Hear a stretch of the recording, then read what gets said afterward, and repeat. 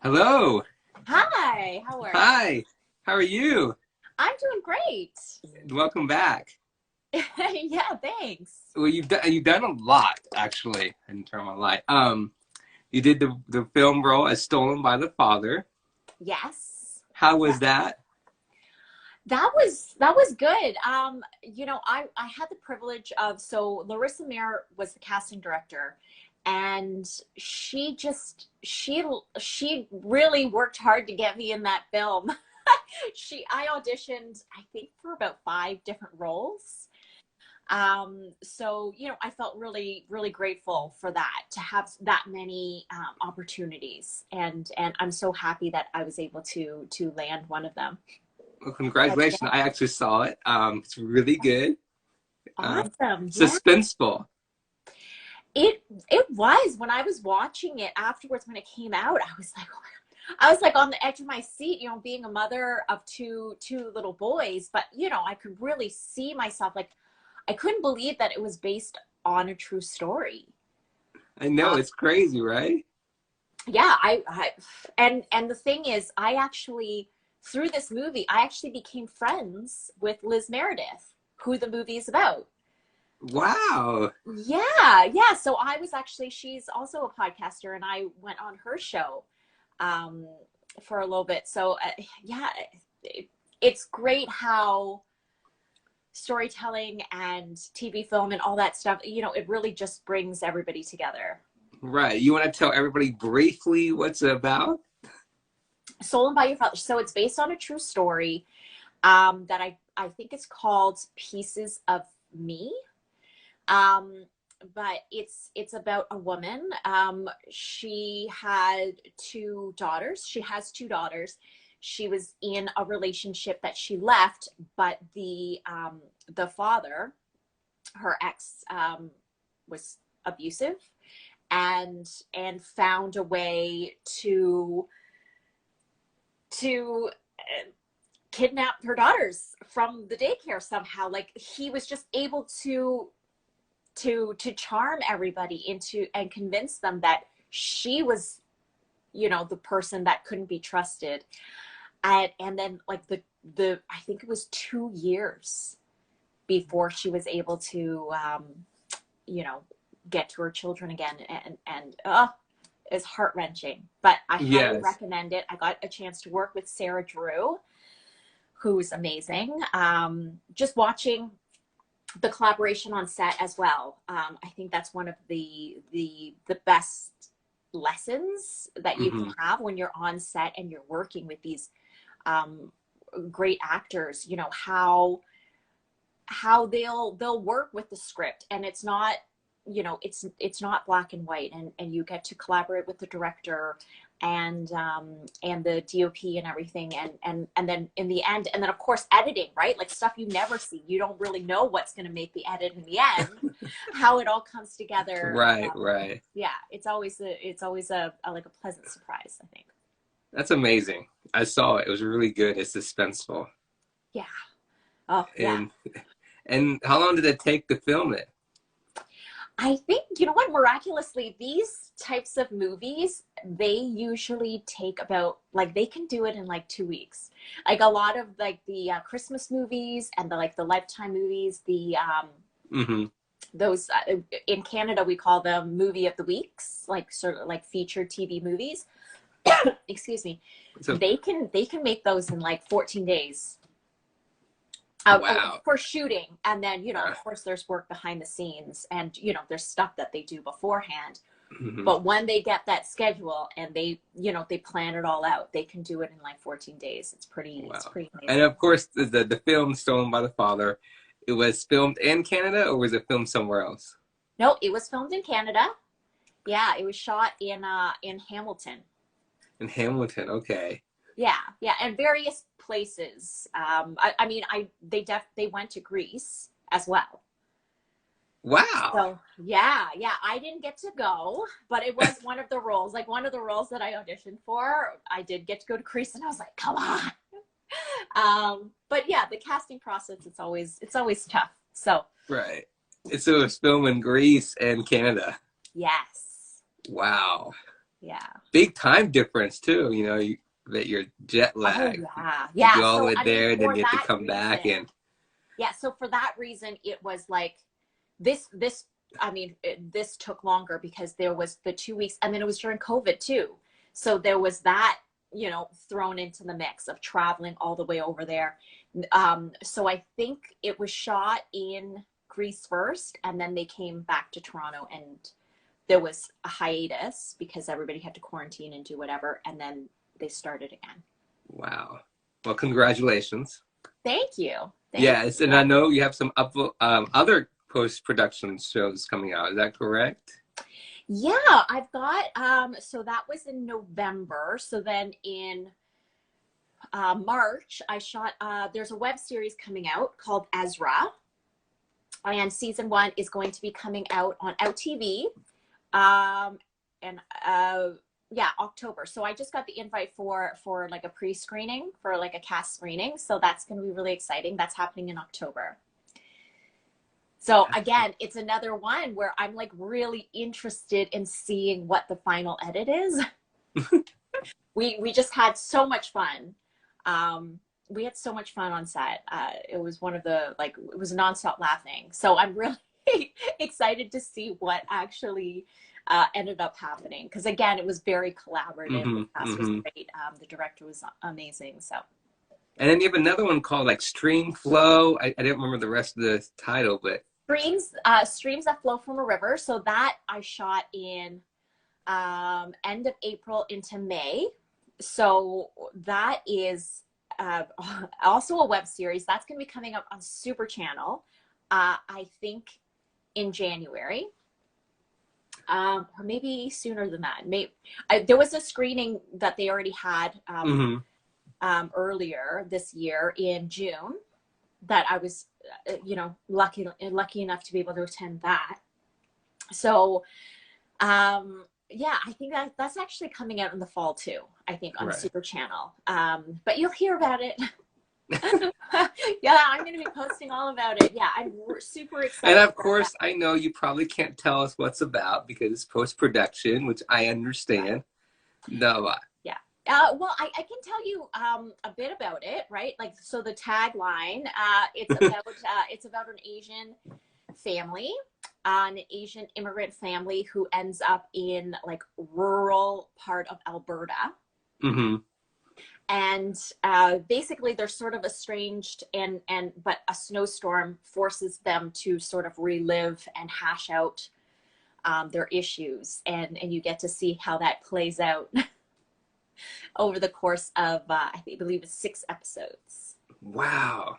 Again, congratulations. Thank you. Yeah, I that was a really it was a really different set to be Mm-hmm. on because it was pretty much everybody was Asian, Mm-hmm. like cast, crew. I think there were 2 cast members that were white, and I don't know. There must have been, yeah, there were a few crew members that were like not Asian. So that was Right, definitely right. different to Right. see And then because usually it's also, the other way around. right, pardon me, also you have another production, another film called, what was the name of it? Double the Doubles Slight Pepper? doubles with slight pepper. So that is kind of a sad story for me. I know that it's still on my IMDb, but I was cast in December. We did the read through in January, and then I got COVID. Ooh, I'm so sorry. I know. So that was heartbreaking because I don't know how it worked where you are, but where we were.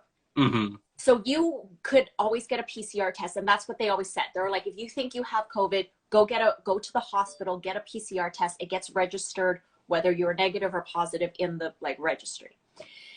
So, but just at that time, they were like, we're not doing that anymore.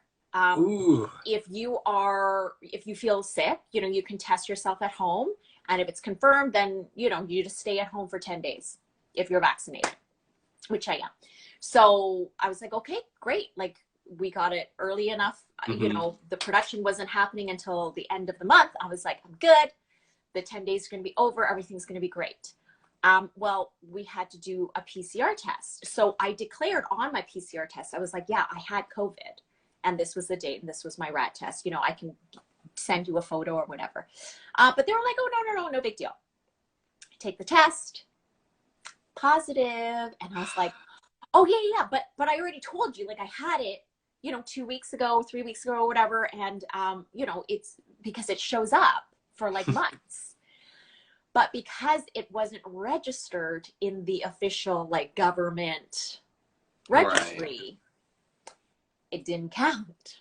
Oh, So it was like last minute because they did the COVID test the sort of the day before. I think it was the Friday, and I was due on set on Sunday.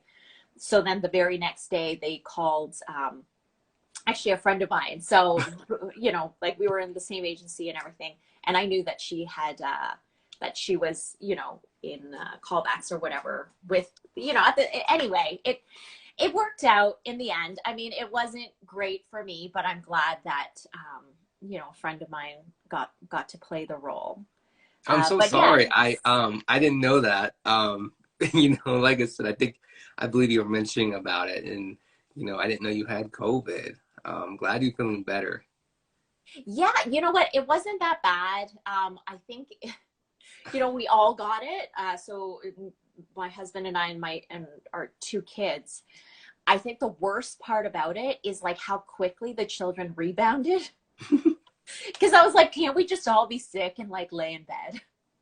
But they're like, no, like jumping on me and like, I want this, I'm bored. And I'm like, why? Just let me go to sleep. But yeah, I mean, I was lucky. It wasn't anything terrible. It was really similar to, you know, a regular bout of flu. Right. You know, the kids again, they rebounded super quick. So I mean, we were lucky in that case. Um, because yeah, you don't know how your body's going to react to it. 100%. Yeah. 100%. You know, that's crazy. But you know, like I said, congratulations. Stolen by Their Father. Great film. I've seen it. It's amazing. You did Yeah. a great job. Like I said, the story is intense. And Yes. I didn't know it was based on a true story till the end of the movie. And I'm like, what? It's like, what? Yeah. It's like, I was like, wait a minute, this is a true story? And so I Googled it and I'm like, what? It was like, Yeah. wait a minute. My mind was like blown. I'm Yeah. like, Because wait a then minute, pause. you're like, oh, okay. So I mean, it must have been exaggerated. There must Right. have been Because you some. know, you all this the storyline was so good and you're then you read about it and you're like, what? And your mind is like blown for a minute. You're like, you're reading about it and you're like, wow. It's like you can't believe this actually happened. You know, Yeah. it's like and you know, it's like it's crazy. It is just I don't you know, that's what actors do. You know, you want to tell the world this is what happened to people's family. You know, because if we don't, you know, like I said, we don't like make movies or TV show about it, then how do people know their story? You know, Exactly. like a good example. I remember, was it Utah or Colorado? You probably remember. She was kidnapped from her own bedroom, and was it Elizabeth Swan? Elizabeth Swan. Yeah. Swan, you know, I think anyways, so. you know what I'm talking about, Mhm. and you know, you hear about on the news. I remember you can still YouTube and watch all the old news media and all that stuff, and it's like mind blowing.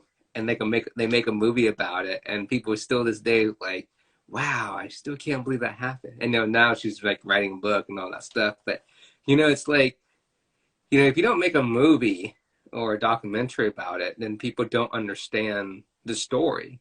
You Right. know, we gotta, and also you want to spread awareness to other Hmm. families, right? Other family members to say, you know, you can also seek help, you know, if there's a Yeah. situation like that. That's Yeah. so, you know, Yeah, and that's the thing. Like, you don't know how your story is going to affect somebody else, mm-hmm, um, and how you're going to change their perspective. You know, how you're going to affect them.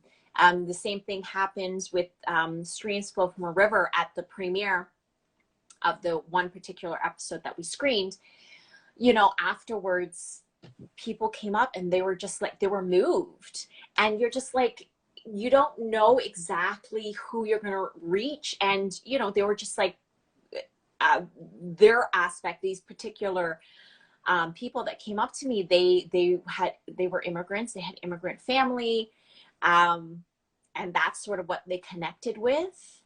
But you know, there's so many facets that you can find a Right. connection, and that's why representation matters, because otherwise you're constantly trying to fit your story into somebody else's mold.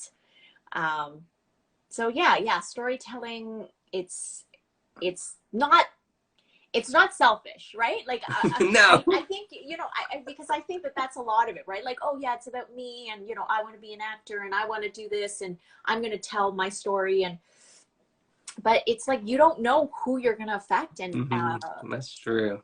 and what lessons can be learned from your Right. story. Yeah. It's amazing because, like I said, I was still mind blown. That was a true story. I still can't believe it. I know that's so bad for me to say that, but I still can't believe it. It's like Yeah. you You see should it. interview Liz Meredith. I need to. That's true. Thank you. You should reach out to her. She's lovely. I mean, considering what Does she have Instagram? yeah, she connected with me on Facebook. Okay. So yeah, Liz Meredith. I need to And reach. she's lovely, and she's, you know, and even it was really interesting, even just the whole process, the collaboration of the story and the movie. Like they, you know, it's because sometimes, you know, writers will like get, you know, a piece of a story and then they Mm-hmm. just like, make it something entirely different. But they really went back and spoke to Liz Meredith and consulted with the children, and you know, it was again like very collaborative. Wow.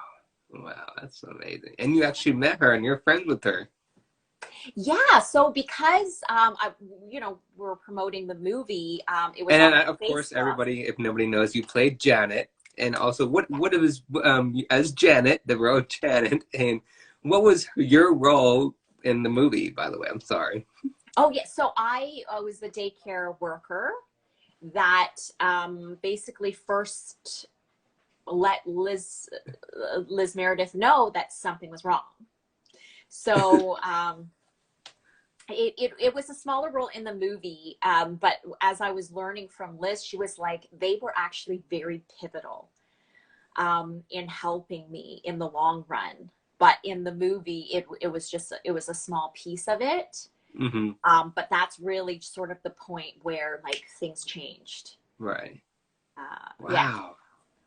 And then, of course, you guys met, became friends, and it's amazing.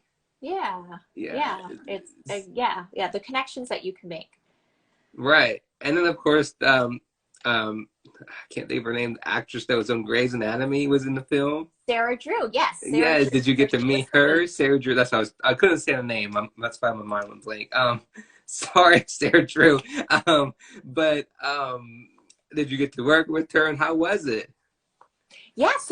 So she was the main person that I worked with. I mean, I in my particular role, I actually got to work with all of the four leads. So that was really awesome. You know, I remember what like there was one scene where I was sort of like in the background and I was watching, and I was like, I couldn't stop watching them, and I was like, oh wait, I'm supposed to be doing something else. But it was really captivating, and you know, I'm fascinated by other actors' processes and how they you know, just like the chemistry between actors, and how everything works out. So it was really nice. It's amazing. That's awesome. Again, congratulations. And Thank you. so now let's talk about anything new happening in your life other than acting, other than COVID, and have you been? So this year, so I started so through my journey, you know, I started posting on Instagram, and you know, I met you last year, and just talking about my career. I created another account called Actors Who Book, where I basically talk about like nailing like smaller roles, right? Because I remember when I first started with TV and film, you know, you take a lot of acting classes and you're getting these like 10 pages to study and you're analyzing and the beats and the objectives and all this stuff. But when you come into the real world and you're getting your one liner, you know, nobody teaches you how to audition for that. Right. And I think more and more there are more classes, or even what you get from like, you know, when you're first starting out TV film, you're not getting like movie and TV episodic auditions. You're getting commercials where you know, you're lucky if it's a brand that you know, but a lot of it is like these brands that you're not quite sure of, and you're just supposed to be like natural, you know, real world, you know, not spokesperson or whatever it is, but like nobody teaches you how to audition. Right. Right. One of the first things I remember, you know, because you're getting a lot of these auditions where you have no lines. They tell you, at least before when it was live, you would go in and they would say, okay, so this is what we want you to do. Here's the table, here's a chair, here's this, look here, do that. All the lighting, everything is set up. So you Right, walk in, you right. just do what they say. But now with self-tapes, you know, they'll give you a blurb of what they want to see, but you're setting up your own lights, you're setting up your own, you know, your own space. You don't know what props to use, what not to use. You know, how, you know, it says that I'm supposed to walk, or that I'm in the script and I'm walking, but then it tells me not to walk. So like, how am I supposed to, you know, I've got this little 4x4 space. What do you mean? What do I do? Right, right. Right. So, you know, through sort of piecing together, like, and trial and error, I was able to figure these things out. And I thought, well, you know, why not share it? So I That's created true. this account mainly to help people. Hmm. But, you know, a lot of people were approaching me and DMing me and asking me questions about like, hey, you know, your self tapes look great. What do you use for your gear?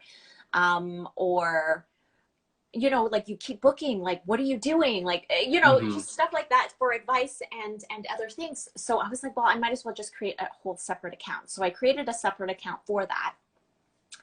And then people started approaching me for coaching. So I was like, okay. So then I started coaching, and then I wrote an ebook called how to book commercials with self tape through your self tape auditions. Sorry, I completely botched that, but the link is in my bio. And that's just it. It's like specific to booking commercials Hmm. um, through your self tapes, right? Because Wow. that's the world that we live in. That's true. And then Because you further now to, can audition online and in person. So, yes, it's a mix. It's a mix. right. But, you know, and I remember, you know, at the very beginning, I was like so resistant to it. I was like, oh, I can't wait until it's back in person. So much better in person. I need to be in the room. How do you expect me to do anything? Like, I don't understand. And then, you know, you could be that person, or you could just be like, I don't know. How am I going to figure it out? Right. You know, and how am I going to move forward? Because this is the reality.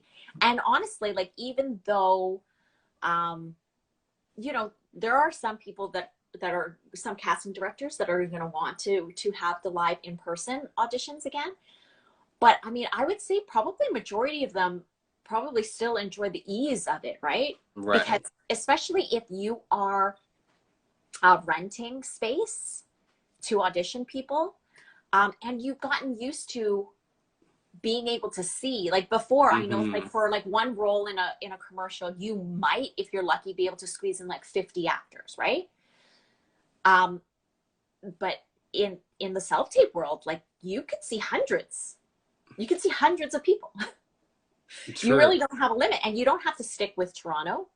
You don't have to stick with anywhere else. And I know that on the flip side, as an actor, like, I'm less concerned about, you know, like, last or 2 weeks ago, I took a vacation, and I was like, I just need to bring my ring light and my tripod, and then I'm good, right? Right, right. You know, of course, it's not quite the same as, you know, having your all your gear, but at least you know that if in a pinch, I can do something. And that, Right. because otherwise, if it was live, even live auditions, like I remember having to pick and choose because you can only do so many in a day if it's live. Like if Mm-hmm. you have to go in person, right? But if it's a self-tape, like I can do 4 self-tapes in a day. Right, right. I can't go to 4 different casting offices in a day, right? That's you're gonna have to pick and choose. So I'm personally really happy with self-tapes. That's true. Yeah, yeah. I mean, of course, I miss the interaction, and I think maybe for callbacks or chemistry reads, but for the initial, because usually what they do anyway, when you're even if you're in person, is they look at the screen, so they're not really looking at you, Right, you just look at the right? screen. They look at the screen to see what you look like, because Mm-hmm. that's the medium, right? In the end, Right. that's the medium. That's so cool. Yeah, it's Yeah. because it's no longer. I guess I mean, well, not me, but everybody's so used to doing both now, right? You can just audition on Zoom, or on in person, and a lot of people like it. So if you get the role, you can fly out to wherever you're going and be on set, and then come back home. So Exactly. I Yeah, totally yeah, understand. because I booked a few things for Ottawa from Toronto, Right. right? So, and I've auditioned for things that were in Vancouver, and so that's within Canada, but even in Mm-hmm. LA, or if it's shooting like Chicago, wherever it is, they're able at least to see you, Right. That's true. and yeah, 100%. I totally agree with you. And of course, you've been on my show only twice. yes, Yeah, when was the last time you've been on my show? I think that was I think it was about a year ago. Okay. I totally forgot. That's so bad. You're a busy guy. You're a busy guy. No, and I see your stuff, and I'm like, wait, I remember you on my show, but somehow I thought it was this year, and Like then I had earlier to this year. rethink, and I'm like, oh, it was last year. Yeah, I think it was last year. Right. This year has gone by really fast, though. That's what I'm thinking. And I don't, like I said, I didn't remember when last year, but you came on my show and we had a great time, and we're still having a great time. But like I said, you're doing a lot. A lot of your pre-production. You have a lot of stuff, and of course, Stoned by Their Father, and all the other roles you've been doing. Congratulations again, and so proud of you. Thank you. Thank you so much. Yeah, You- yeah, sometimes I look back at some of the stuff and I'm like, oh my, like, I'm doing pretty good. Like, pat myself on the back. You Because should. You are. yeah, because it's so easy. And this is another thing that I really emphasize with whether I'm coaching somebody or, just spreading the positivity of like focusing on what it is that you do. Because like, I mean, I again am super lucky in the fact that I get to audition a lot, Mm-hmm. but it's really easy to like look at my spreadsheet and be like all the things I didn't book, right? Because Right. there's a lot of stuff I don't book. But that's part of the business, right? There's Mm-hmm. a lot of talent, 100%. a lot of talented actors out there, and the stories that get constructed, like it's such a puzzle. Yeah. And if you aren't the exact fit, then you just aren't for this particular No, role. that's 100%. 100%. I Yeah. totally agree with you. So, I think last time I asked you, your husband is not an actor, right? No, he's not. No, he's what we might call a muggle. He's just a regular person. And the He's kids in are real not estate. acting at all. No, I remember when these self-tapes first came out and he was my reader, and I think it happened like twice, and I was just like, forget it. It's fine. Like it's fine. Thanks. But It went fine. bad. Yeah, well, I mean, it's not easy, right? Like, I mean, people think like, oh yeah, so whatever, I'll just read the words off the page or what, and it's like you still need to practice, right? Like reading out loud is a skill on its own. Right, right. So to be able to understand what the context is, because then I'd be like, okay, so then can you do it like this? And he's just like, I'm just doing this, I've got things to do too. And I'm like, okay, I get it. All right. You can go now. They're not ready yet. Well, it's just like it's not what he wants to do, right? Like it's not fun. It's not fun for him. Like it's not his thing. Right. Just like And how old is he again? my husband. No, no. Oh, I thought your husband. Okay. I thought your kids. I'm sorry, but your Oh, husband. sorry. I No, thought your so my kids. I'm kids are sorry. 6 and 8, and I have auditioned with my younger one. So surprisingly, I thought that my older one would be interested in it, but I he's one of those kids that's like naturally good at a lot of things. So I think that subconsciously he sees how often I don't book, and he's just like, I don't want to put myself up for that. You know what I mean? But my younger son recently, he booked backup. So I booked the role and he booked as the backup role because sometimes they have the backup in case if somebody gets COVID. Right. So he got the backup role, which was fine. Everything went to plan, but he did the COVID test and you get paid your backup fee. And I told my others, so I told them both. I was like, oh yeah, Nathan gets paid this much. And the older one was like, what? He gets paid what? And I was like, next time you want to audition with me? And he's like, yeah, yeah, I do. And I'm like, yeah, it doesn't happen all the time, but if you book something, even as backup, you can make some decent money.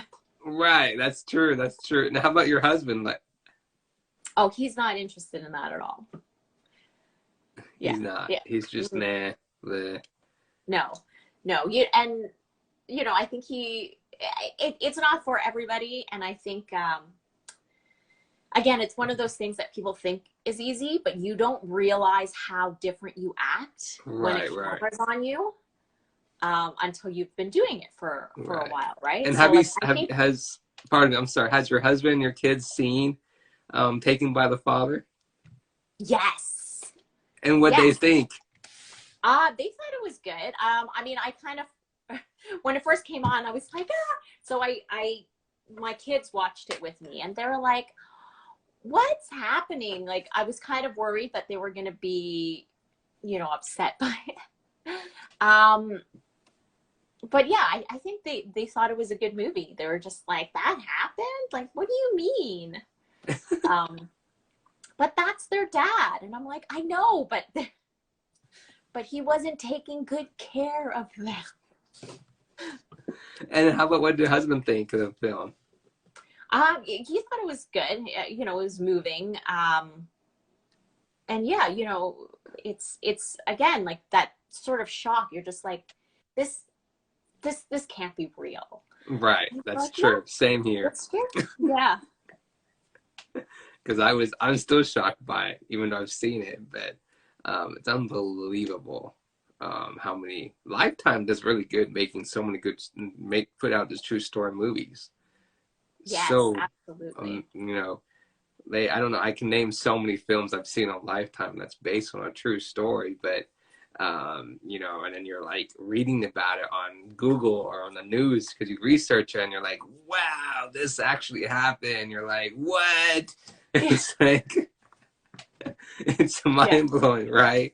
And because it's I don't know, for me, after seeing it, it's still for me it's still mind blowing. Like, wait, what did he do? How did this happen? It's like Yeah. Yeah. And then the thing is, because they put out these compelling stories and people understand like what could happen, then right. there's new laws that come into place to prevent it from happening again, right? So No, I'm it's sure it true. wasn't an easy story for Liz to tell, because it's a lot of personal stuff, Mm-hmm. but because of her story, not only are you enlightening other parents to the possibilities of what can happen, but also to government officials and Right. authority. That's Yeah. true, 100%. The change the laws to help Yeah, families, help the exactly. kids.